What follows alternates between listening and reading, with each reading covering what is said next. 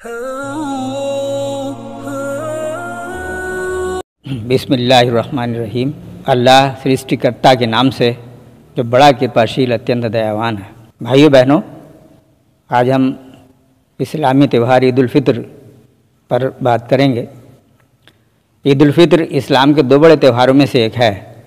इसका आयोजन रमज़ान के महीने के समाप्त होते ही अगले दिन किया जाता है। प्रश्न ये पैदा होता है कि इस त्यौहार क्यों मनाया जाता है।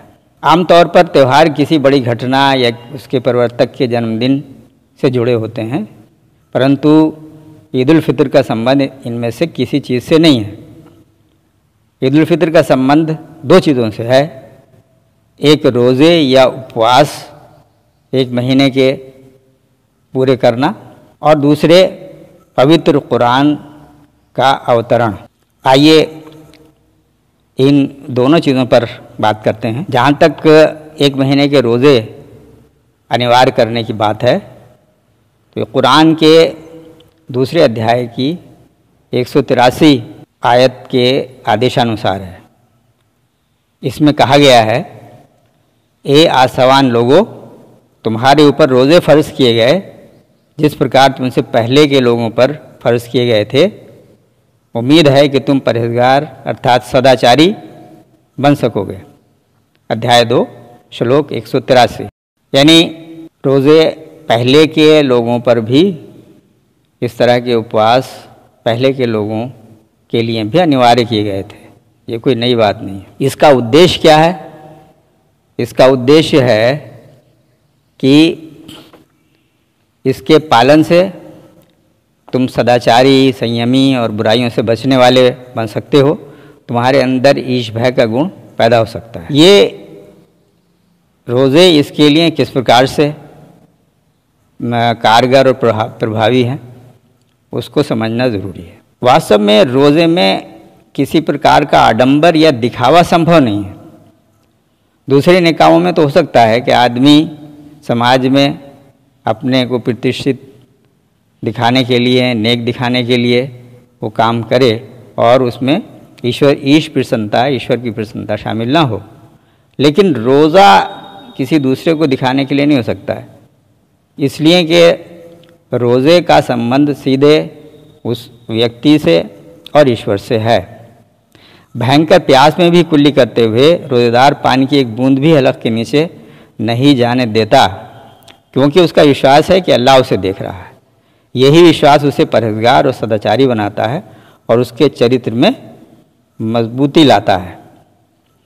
ईश्वर के आदेश का दिल से पालन करते हुए जब वो 14-15 घंटे खान पान से और जायज़ दाम्पत्य सुख से अपने आप को बचाता है और उसका त्याग करता है, और ये 1 माह तक उसका अभ्यास करता है, तो वो उसके अंदर एक ऊर्जा पैदा होती है, एक शक्ति पैदा होती है जो बुराइयों से बचने में सहायक होती है, और वो ईश्वर की प्रसन्नता और परलोक की सफलता के लिए सतमार्ग की कठिनाइयों को सहन करने की शक्ति पाता है।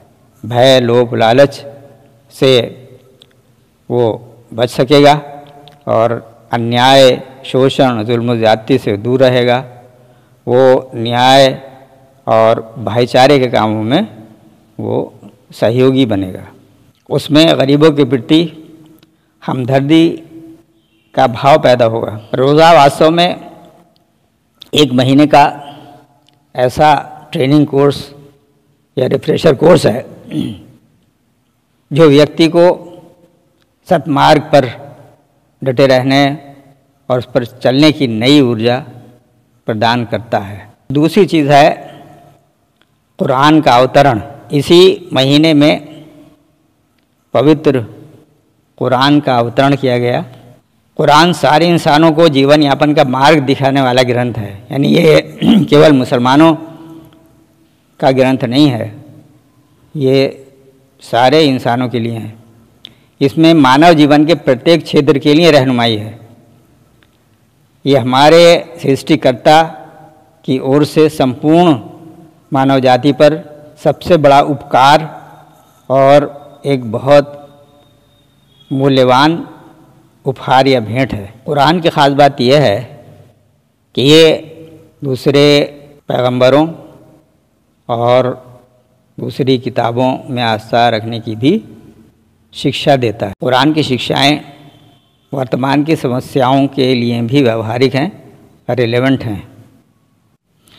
इस प्रकार ईद उल फित्र वास्तव में एक महीने के रोज़े पूरे करने की खुशी है कि ईश्वर का आज्ञा पालन करते हुए रोज़े पूरे किए। दूसरी ओर इंसान के लिए ईश्वर की ओर से सबसे बड़ा उपहार पवित्र कुरान के रूप में इसी माह में दिया गया।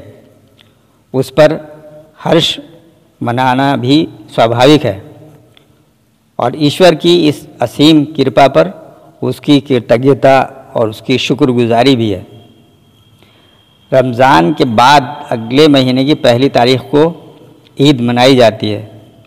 इसमें अच्छे कपड़े पहनकर ईदगाह जाते हैं और सब मिलकर बग़ैर किसी भेदभाव के नमाज़ पढ़ते हैं, यानी ईश्वर का गुणगान करते हैं।